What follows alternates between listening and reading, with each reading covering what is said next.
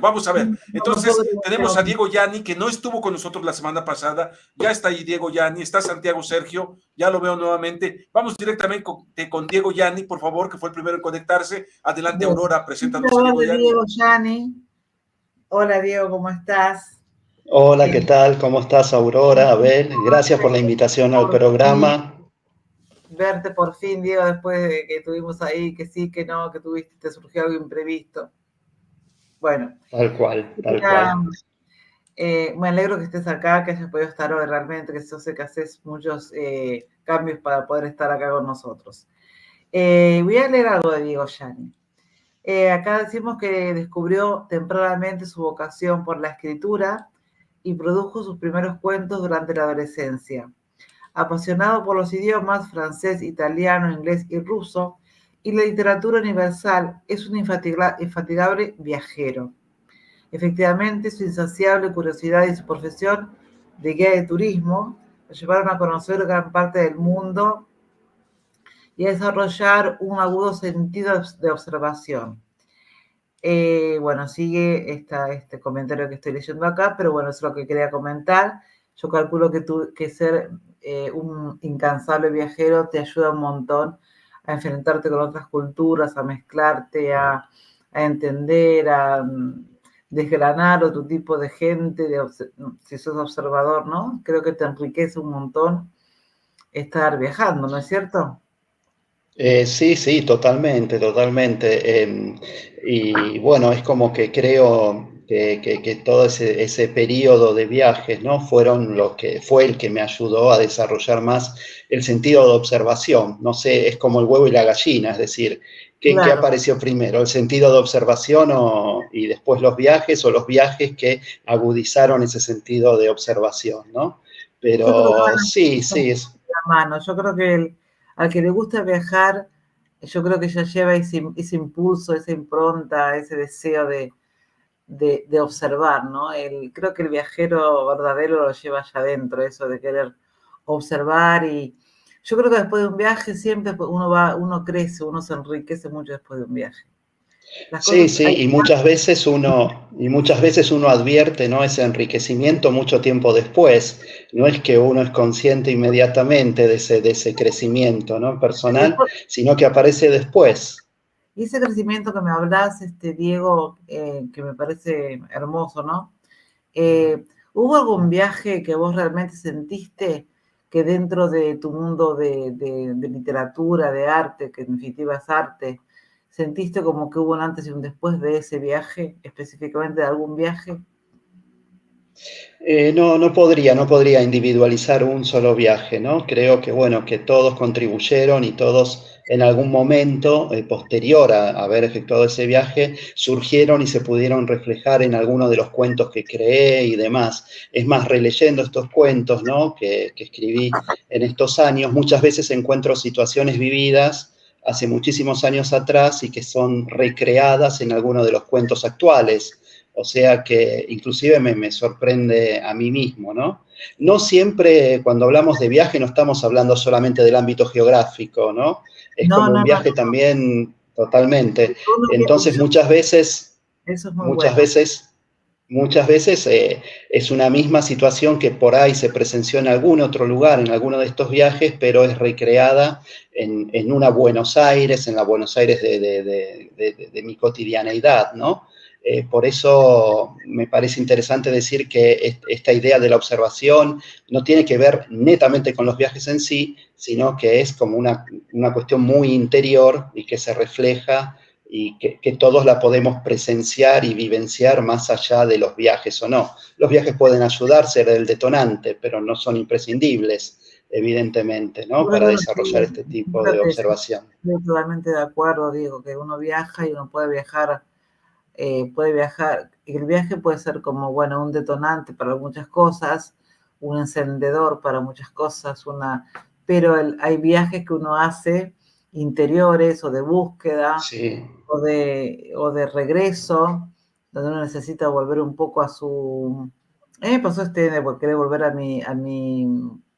a Buenos Aires, donde yo soy de ahí, a donde yo no claro. había nacido, ¿no? Y son viajes como de búsqueda, de alguna manera uno va tiene necesidades, ¿no? Creo que el escritor, yo pienso que el escritor alberga tantos mundos, cubre tantas aristas del arte, de las palabras, que realmente vivimos en un viaje urgente todos los días y a cada rato, ¿no? En nuestra mente, con nuestro Sí. corazón, con nuestra observación, ¿no? Porque yo si vos veo que escribís cuentos, ¿escribís poesía también, Diego?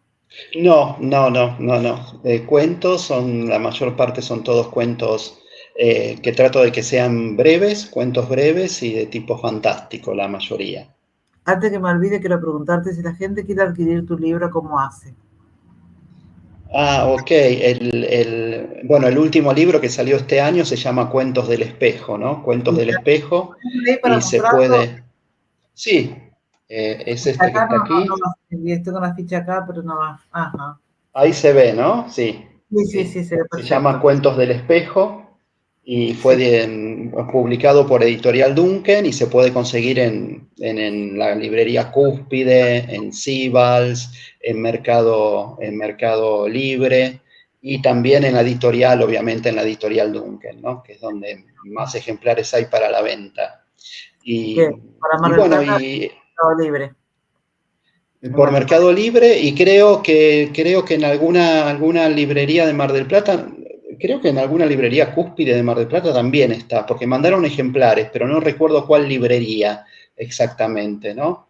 Muy Pero sí, bien. No, también lo pueden adquirir. después hay mucha gente que me pregunta, y entonces yo a veces me olvido de preguntarte y quería que lo expusieras. Eh, Claro, Diego, vos quiero que me cuentes un poco sobre tu último libro, Cuento del Espejo. ¿Ya lo sí. presentaste? Lo presenté, se presentó en el mes de octubre y se presentó en la misma editorial Duncan.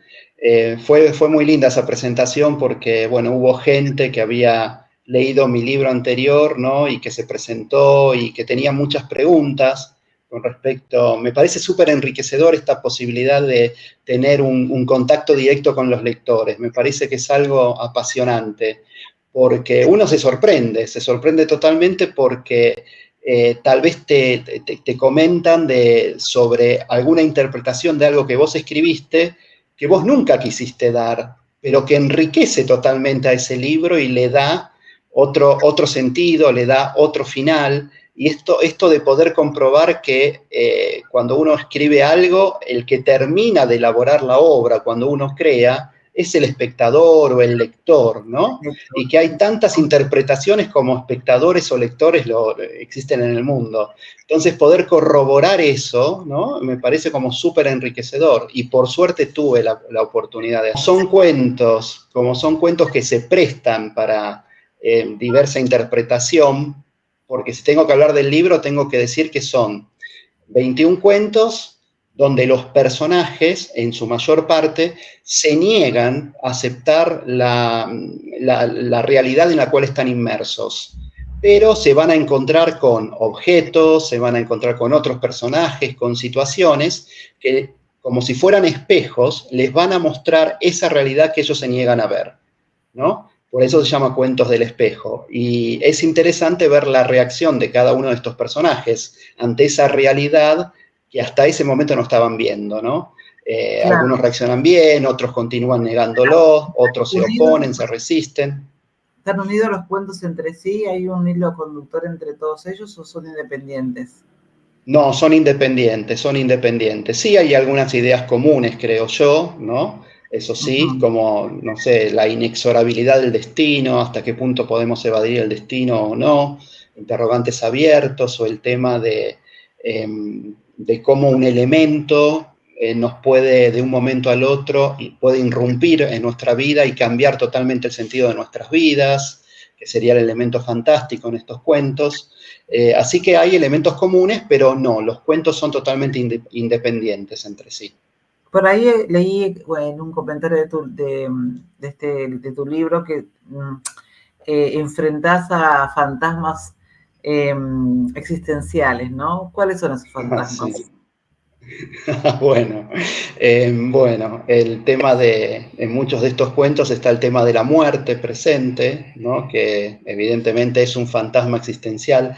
Está el tema de la inexorabilidad del destino, que a nosotros muchas veces nos gusta mostrarnos o creer que somos omnipotentes, y en realidad muchas veces la vida te demuestra, o casi siempre, tarde o temprano, que no es así. Entonces, estos temas que dentro de todo no son temas demasiado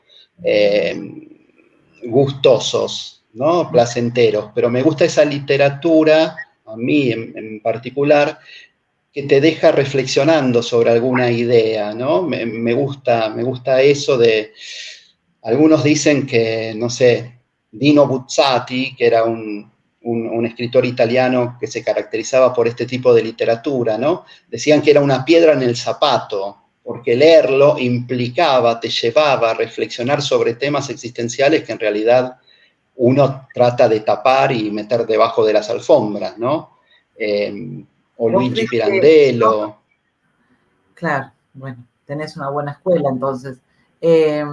Vos sos el tipo de cuentista que llevas al lector al límite. Hola, Santiago, ¿qué tal? Hola, muy ¿Cómo bien, estás? muy bien, Aurora. Buenas ¿Qué noches tal? a todos. Un Bueno, buenas Hola, gusto ¿qué noches. tal? escucharte, Diego. Este, Gracias, Santiago. vamos Muy hablando de los cuentos. interesante todo el tema de lo existencial, del fantasma y de la muerte, que yo también considero eh, algo muy absorbente para el ser humano, que muchas veces no nos damos cuenta, pero que están realmente. Sí, sí, tal cual. Aunque tratemos de ocultarlos, ¿no? Están siempre presentes. Vos sé que sos ese tipo de cuentista, me gustaría muy leer tus cuentos, Diego, realmente a mí me Mm. encanta el género cuento, me encanta, escribo cuentos. Ah, Eh, bien. sos de hecho mis últimos libros que publiqué son de cuentos, no son de poesía, porque yo digo que nací poeta y me hice cuentista, entonces practico Ah, las dos cosas. Eh, claro. ¿Cómo es tu relación? ¿Llevas al lector al límite de querer que no pueda parar de leer el cuento? Lo Bueno, pones uno siempre en tiene, riesgo, lo pones en riesgo al es lector. decir, uno tiene esa intención, ¿no? Sería como totalmente pecar de una arrogancia terrible decir o creer que uno lo logra. Uno parte con esa intención. Ahora, si uno lo logra o no, te lo tendrán que decir los lectores. Y estoy convencido que algunos sí, muchos no, y cada uno hará su propia interpretación. Yo tengo esa intención. Tal vez lo logre, tal vez no. Pero bueno, esa respuesta Tú que no habrás la tenido puedo dar yo. algún feedback de alguien que te ha leído, ¿no? Sí, por supuesto, sí, por supuesto, he tenido comentarios muy positivos, sobre todo de la gente a la que le gusta el género de cuentos fantásticos, sobre todo, ¿no? Y también algunos no tan positivos de aquella gente que por ahí prefiere otro tipo de género, ¿no? Porque también hay muchos lectores, obviamente, no es una cuestión de gusto personal, les gusta cuando la historia cierra completamente por todos lados, que es un cuadradito perfecto y que terminan bien. Les gustan mucho los finales felices. Sí, sí, Entonces, sí. con el tipo de cuentos que yo escribo, digamos que no van a encontrar eso, no van a encontrar ni el cuadradito ni el final súper feliz. Entonces, Santiago, ¿qué obviamente pensás eso... vos? Un segundo. ¿Qué pensás, Santiago, de los cuentos que te dejan un final muy abierto? Es un interrogante que tiene que responder el lector eh, de alguna manera según las inquietudes que tenga y la respuesta interna que tenga puede llegar a tener una conclusión y cerrar un capítulo que considera que puede, digamos, integrar en su manera de vivir, de ser, en base a ese cuento que le ha llegado. De alguna manera uno se muestra como un reflejo y toma una actitud activa, ya que ese cuento le permite dar un valor en donde no encuentra en otro lugar y puede reflejarse a sí mismo, y por eso la conclusión a llegar en base a lo que el autor nos está indicando una manera de llegar a una solución o una alternativa Lo que es posible. muy personal y muy íntima del lector, en realidad, porque el lector se queda con mil interrogantes, más cuando el cuento viene con una intensidad feroz por ahí, y de repente el final nos dejan un montón de puertas y vos no sabes para qué puerta Claro, tomar. hay muchas alternativas, hay muchas, Alternativas surgen. digamos, caminos diferentes en donde puede haber una solución final para uno, pero que el autor lo deja al libre albedrío como una respuesta, digamos, hacia los lectores. Sí, perdón, Diego. Sí, Perdón, no, perdón. No. En realidad, cuando, en mi caso, ¿no? Cuando escribo, sé hacia dónde voy y voy anticipando ese final que pretendo y voy dando distintos elementos que se van leyendo a lo largo del cuento, ¿no? Por lo tanto, creo que si un lector que sabe más o menos leer entre líneas, seguramente va a llegar al mismo final que estaba pensado desde el principio. Lo que sí me gusta mucho es jugar con esto de tal vez decir, pero ¿realmente fue así o esto es algo que se debe a la salud mental de determinado personaje? Por decir algo, ¿no? Como cualquier cosa, para dar un ejemplo. Yo sospecho que espero conseguir tu libro y poder leerlo. Digo, amo escribir cuentos y amo leer cuentos. Me encanta. Pero Te lo puedo enviar, Aurora. Para mí va a ser un placer infinito que lo leas desde ya. Yo te lo envío. Bueno, yo tengo la idea de que tus cuentos son de esos cuentos que el lector necesita leerlo más de una vez, para llegar a un final cercano a donde por ahí el autor tenía pensado llegar, ¿no? Pero eso ya queda en el lector. Pero son esos cuentos que vos tenés que leerlo varias veces para ir descubriendo cosas, para poder realmente llegar a un punto de decir, bueno, creo que esto termina así, que no son cuentos que involucran la psiquis o el ánimo, la intriga, y que necesitan relecturas, ¿no? Tengo esa sensación de que pueden ser así tus cuentos. ¿Tenés Y algo para leer? tienen cierta estructura policial también, ¿no? Sí. Así que... Bueno, ¿Cómo? Perdón. ¿tenés algún fragmentito para leernos, algún cuento? Después si nos leemos Sí, cómo no, cómo no. En realidad esta es la adaptación que hice como para poder leer de un cuento que en parte rompe un poco con lo que estábamos hablando, ¿no? Se llama El Reflejo, y forma parte este cuento del libro Cuentos del Espejo. Y en este caso lo que actúa como detonante para que el personaje vea distintas situaciones es precisamente una casa.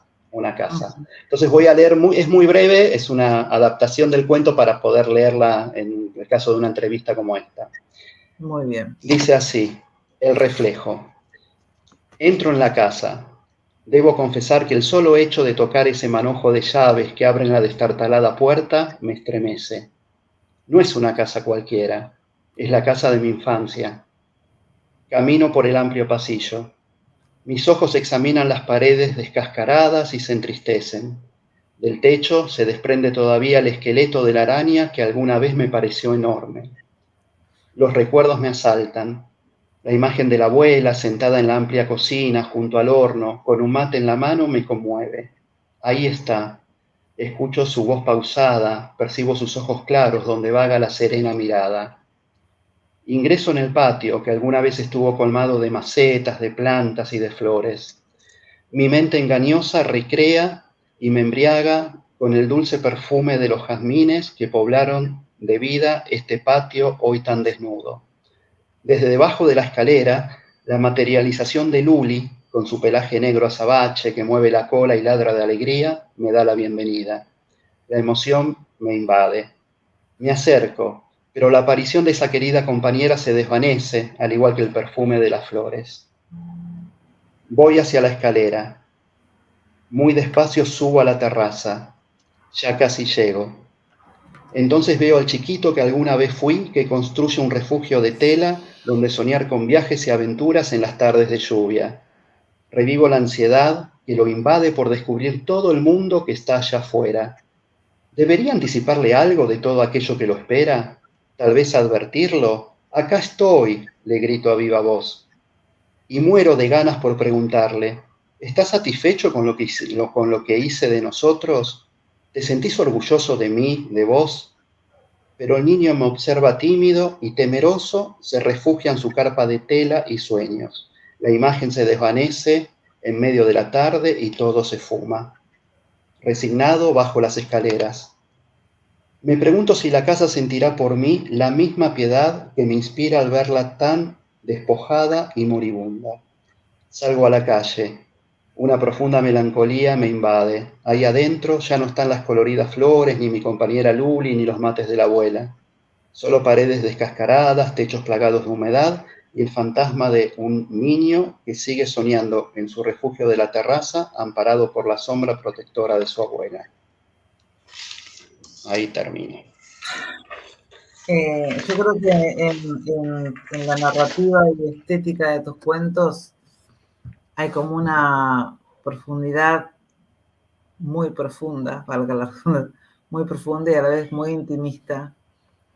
Y hoy hablando de los viajes, ¿no? Que también hay un poco un retorno, un viaje Totalmente. torno a los años primeros donde uno cree que fue más feliz que nunca, que por ahí no lo fue, pero cree que fue más feliz que nunca y vuelve quizás en pos de esa ingenuidad o esa felicidad que una vez sentimos, ¿no? Y un poco Totalmente, sí. haciendo balance, ¿qué hice de mi vida, no? Yo creo que en toda esa narrativa que, bueno, escuché y Sí. el hecho estético del cuento ahí es como que ronda todo un viaje de retorno, me pareció hermosísimo. Bueno, Santiago, Bueno, gracias. Sí, quiero escuchar tu poesía. acá estamos. Bueno, sí, cómo no. Para Mar del Plata tengo un homenaje por los 150 años que va a cumplir el 10 de febrero. Uh-huh. A ti te escribo, querida Perla del Atlántico, nacida hace 150 años un 10 de febrero, en homenaje a tu historia llena de alegrías, te bautizaron de formas diferentes.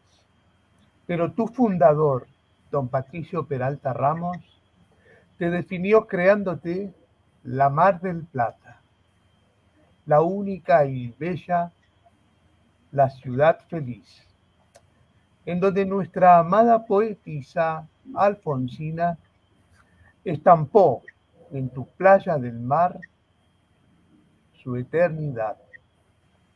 Presagio de su poema, Voy a dormir.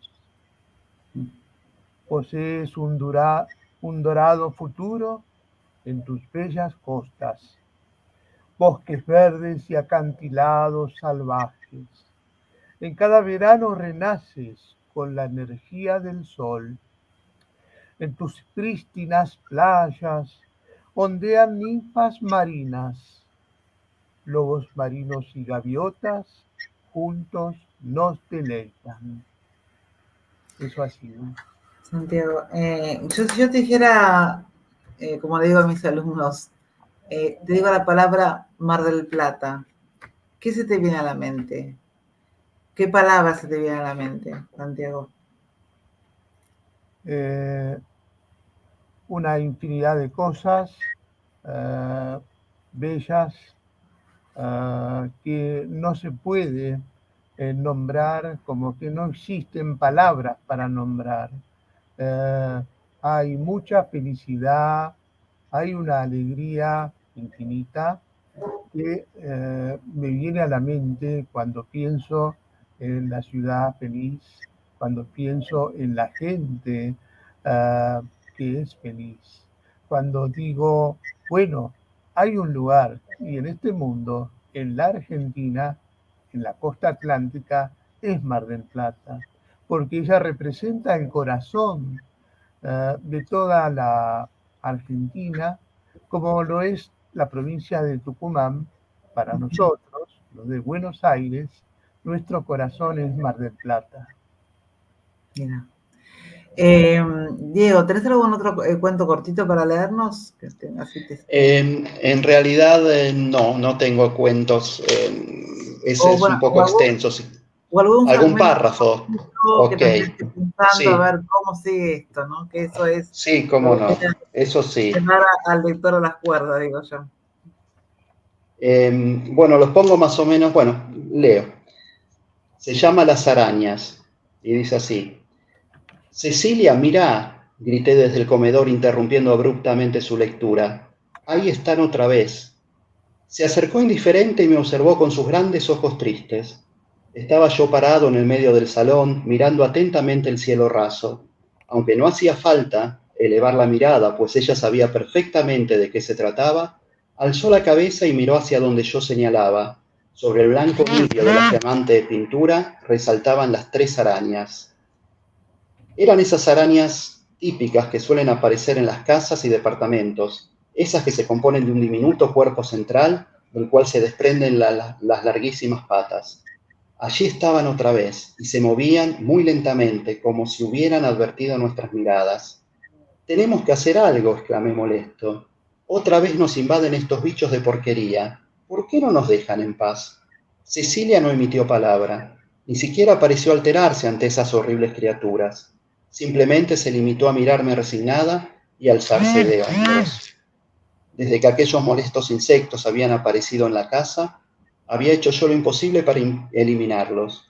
Primero había optado por esos tóxicos insecticidas que tanto afectaban las sensibles fosas nasales de Tobías, el viejo y rechoncho gato del cual Cecilia no se despegaba y yo tanto odiaba. Luego un desfile inútil de fumigadores que nos habían visitado con sus típicos mamelucos, máscaras y extraños artefactos. Y finalmente la potente pastilla que nos obligó a cerrar el departamento y refugiarnos en lo de mis suegros durante un par de días. Pero aún así no había logrado nada. Las arañas seguían apareciendo. Bueno, así empieza. Las arañas van a ser una constante durante el cuento. Y también lo que va a ser constante va a ser el silencio continuo de Cecilia. Cecilia en todo el cuento no va a poder nunca emitir palabra, porque cada vez que trata de emitir palabra, curiosamente aparecen las arañas. Así que de eso se trata el cuento.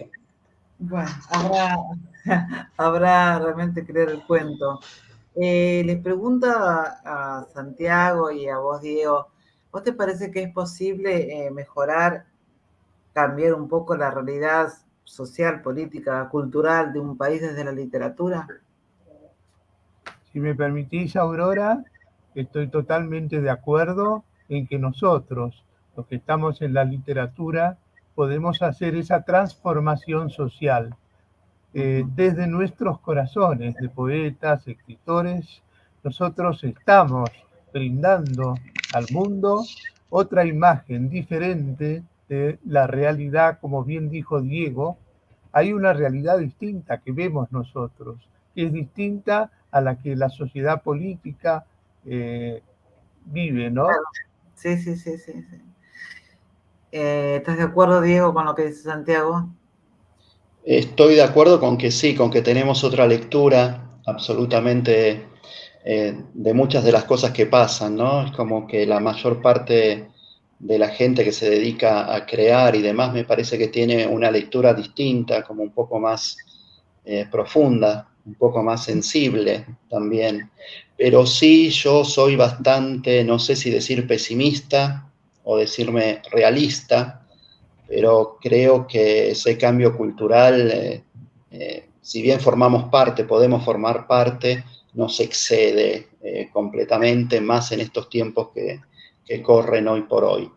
Sí, creo que se puede hacer mucho, podemos colaborar mucho desde la literatura, pero me parece que es una tarea titánica y muy difícil de lograr ese cambio, ¿no? Yo creo que todo lo que escribimos y lo vamos a leer, yo creo que el que lee, sea poesía, sea narrativa, cuento, de alguna manera aprende a tener diferentes enfoques sobre la realidad y eso deriva en tener un poquito más de lucidez ante muchas. No hablo de intelectualidad, hablo de lucidez.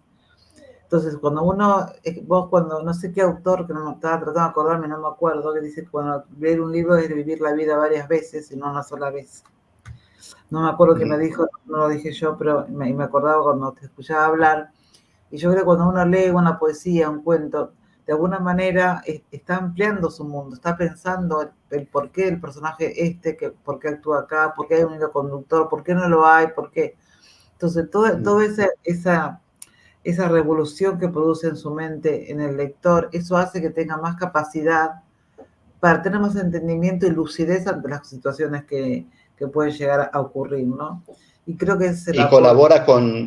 colabora también con el desarrollo de la empatía, porque uno al leer se está poniendo en el lugar de otro, sí o sí, y puede sentir lo que le pasa a otro.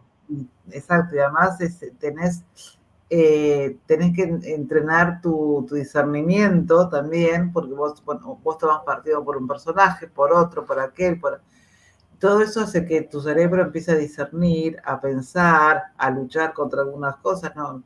Yo una vez me enojé con un autor porque decía, pero ¿por qué lo mataste?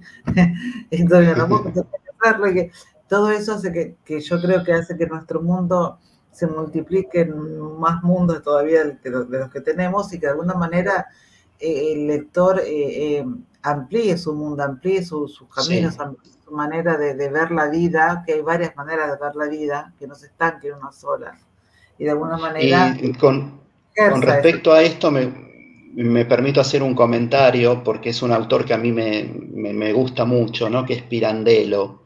Pirandello en los cuentos, sobre todo, que es lo que yo más leí en sus cuentos, siempre nos presenta un personaje de una determinada manera, con un estereotipo, e inmediatamente el lector toma partido, generalmente contra ese personaje, o tiene una mirada burlona hacia ese personaje. Y a medida que va avanzando la lectura, el autor nos va diciendo por qué ese personaje se comporta de tal manera y no de otra, y siempre lo hace Pirandello, y uno de ese personaje del cual se reía al inicio, termina sintiendo una piedad absoluta y entendiendo el por qué actúa como actúa. Y ahí me parece que Pirandello es totalmente revolucionario, ¿no? Porque está como demostrando todo el tiempo, las apariencias engañan y todos tenemos un motivo por el cual nos comportamos como nos comportamos. Está confrontando al lector, está confrontando al lector. Mi Totalmente. querida Aurora, llega el término en que tenemos que irnos y aún tengo que ir con Esmeralda Loggi Suárez. Así es que llegamos barriéndonos al final de esta transmisión, que es a su vez la final de este ¿No tiene año tiempo, Diego, de 2023. Santiago, de leer un poema cortito? No. Tenemos que irnos, mi querida. ¿Sabes qué? Tenemos a 6 niños hoy en Chile de diferentes regiones, tenemos que coordinarnos. Pero será para el próximo año. ¿Te parece, Aurora? Me parece. Muy bien. Perfecto. Diego Yani, muchas gracias. Santiago, te mando un abrazo. Voy Otro para rápidamente con vos. doña Esmeralda Loggi Suárez. Gracias, muchas gracias. Adelante, Esmeralda. Bueno, Abel, hoy me voy a referir a Marta Susana de Simone, con quien disfrutamos el pasado 6 de octubre en el Café Tortoni de Buenos Aires. Ella es maestra normal nacional, profesora en letras, ha realizado varios posgrados en lengua, literatura, comunicación y arte. Ha sido maestra en escuela primaria, profesora en escuela secundaria, directora de trabajos prácticos y rectora.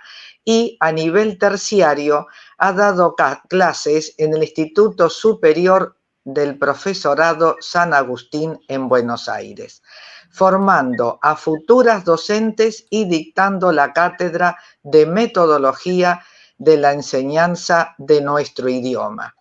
En la faz poética participa en antologías nacionales e internacionales y desde hace aproximadamente 15 años me acompaña en el Café Tortoni, Biblioteca Casa de la Lectura, Biblioteca Nacional Mariano Moreno, todo esto en Buenos Aires, en la Feria Internacional del Libro que este año pudimos disfrutarte a vos entre tantos escritores, además de interactuar a través de un formato virtual con las actividades literarias de Mar del Plata.